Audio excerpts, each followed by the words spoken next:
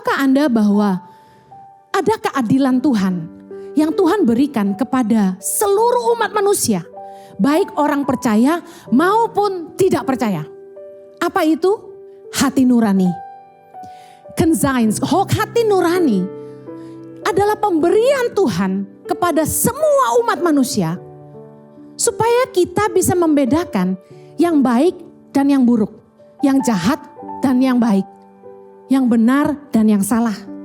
Tapi masalahnya seringkali kita itu membutakan mata hati kita karena kita memaksakan kehendak kita. Contoh, sudah tahu kalau nipu pasti celaka. Melanggar hukum pasti ada hukumnya. Pacaran sama orang yang tidak percaya pasti ada masalah yang lebih besar lagi. Kita tahu semua perbuatan itu salah, tapi toh kita tetap lakukan. 1 Timotius 1 ayat 19 bilang gini, beberapa orang telah menolak hati nuraninya yang murni itu, dan karena itu kandaslah iman mereka. Banyak orang yang menulikan telinga hatinya, membutakan mata hatinya, menolak hati nurani yang murni, yaitu suara Tuhan yang membimbing hidupnya, sehingga iman mereka kandas. Nah, harusnya waktu ada masalah datang dalam hidup kita, jangan selalu tengging-tengging, dalam nama Yesus aku tolak. Harusnya kita tuh coba datang sama Tuhan. Kita renungkan, apakah ini petunjuk dari Tuhan? Ada dua kemungkinan.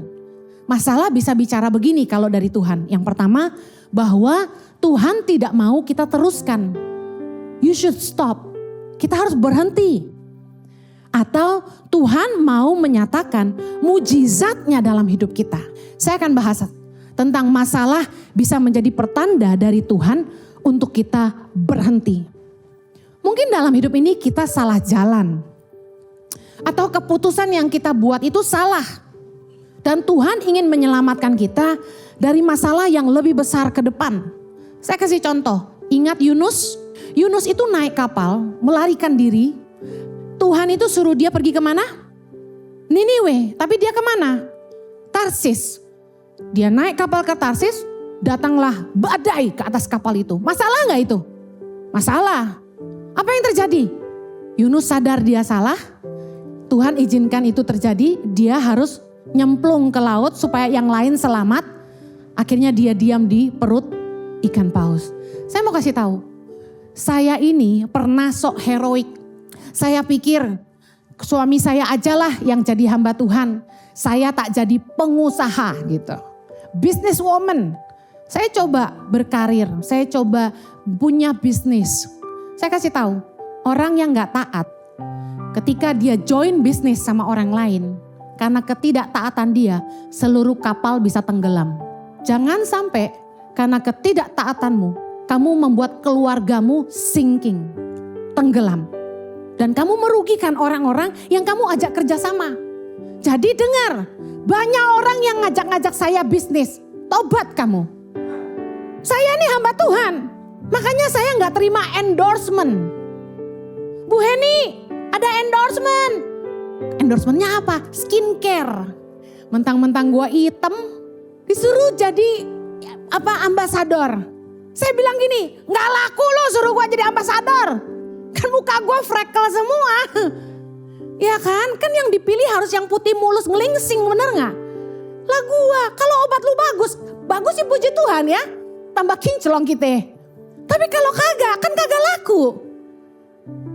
Katanya kalau follower di Instagram udah 580.000, rate-nya bangsa 3 juta sehari loh. Wah, Kang tahu tuh Bu Heni. Jangan mata Kang tawan. Hamba Tuhan gak boleh punya mata Kang tawan. Amen. Kalau Anda membuat saya keluar dari panggilan saya dengan iming-iming uang, hati-hati. Kapalmu karam sama saya. Yunus itu mau terjun dari perahu. Untung masuknya ke perut ikan paus dan tidak dikunyah. Tapi kalau saya gak bakal mau nyemplung gitu kan. Udah tahu gak jago berenang suruh nyemplung, kagak mau gitu kan. Jadi jangan coba-coba ngajak hamba Tuhan dagang. Udah biarin mereka pelayanan. Impact Community Indonesia telah mengadakan 3 kali ibadah setiap hari Minggu. Pukul 9 waktu Indonesia Barat, pukul 11 waktu Indonesia Barat dan pukul 13 waktu Indonesia Barat. Ketiga ibadah disertai ibadah anak dan remaja yang dilanjutkan dengan ibadah Impact Youth setiap minggu pukul 15 waktu Indonesia Barat di MOI, Mall of Indonesia Kelapa Gading lantai P3,